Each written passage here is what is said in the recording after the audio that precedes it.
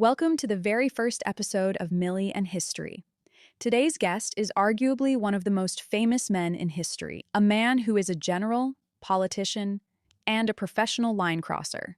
Please welcome Julius Caesar. Thank you. Great. Now, before we begin, I just want to clear something up. You're not actually Rome's first emperor, Correct. which is unfortunate because millions of people have been confidently wrong for years. You're basically history's biggest Mandela effect, if I was exaggerating. I was never emperor. Anyway, I've done a concerning amount of research on you. I know about the pirates, Cleopatra, and the hair. The hair? We'll get there, don't worry. I'm saving your biggest battle for later. Now, before we get into the wars, politics, and your tendency to overthrow governments, I think we should address the biggest elephant in the room, which is your death. On the day you died, your third wife, Calpurnia, told you that she had a nightmare of you dying in her arms, and she begged you not to go to the Senate. But you still went for it anyway, because Decimus Brutus persuaded you to. Why did you not listen to your wife? Are you more of a bros before hoes type of guy? No. I was a statesman. Rome expected me to appear before the Senate. Had I stayed home because of a dream, I would have appeared weak. Yeah, and look what happened. I mean, you could never go wrong if you listened to your wife. My grandma's friend's son, John, always listens to his wife, Emily. Emily is always spot on with the money, and John never lost out listening to her. You should learn from John. I mean, that man has 2 kids, a Labrador, and has never been stabbed 23 times. I fail to see the relevance. I'm just saying. Your wife had a 100% success rate that day. You should have just called in sick. Roman dictators did not call in sick. Look at you. Maybe they should have started. I want to talk about one of the most unhinged things you've ever done. And considering your resume, that's saying something. So you're 25 years old and sailing to Rhodes. Life's good, but suddenly, you're kidnapped by pirates. The pirates demand 20 talents of silver, which, by the way, is a ridiculous amount of money. But it was not ridiculous enough for you, so you laughed in their faces and told them to ask for 50. Would you say that your ego was hurt when you heard that you were only worth 20 in the pirates' eyes? A man should know his worth. No. I think you just had an ego the size of the Roman Empire. But hey, at least that's where you ruled. You also said, I came, I saw, I conquered. This was after a quick, decisive victory against King Pharnaces II of Pontus at the Battle of Zela.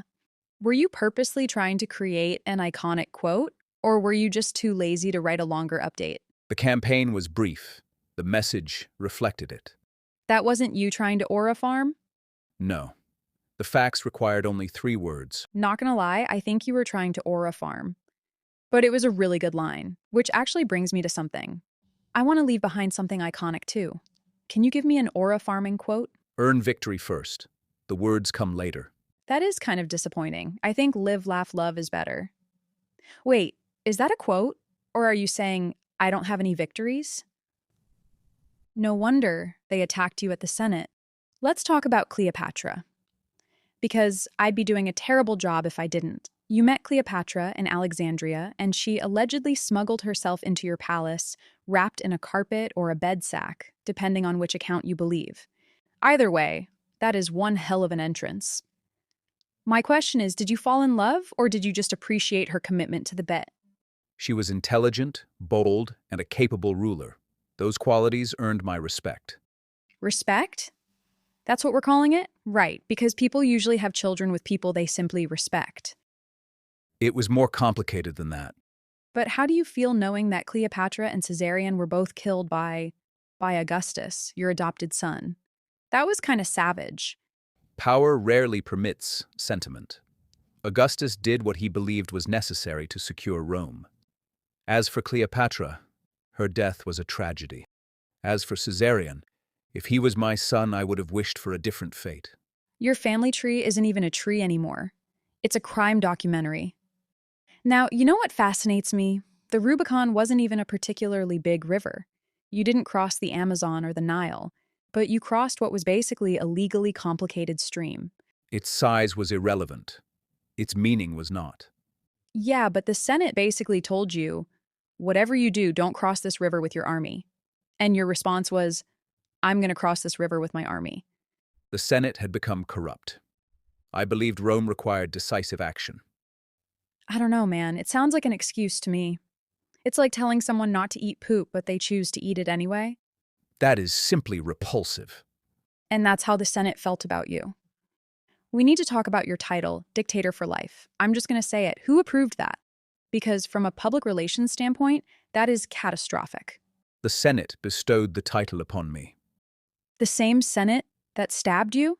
Yes, See, that's your first mistake.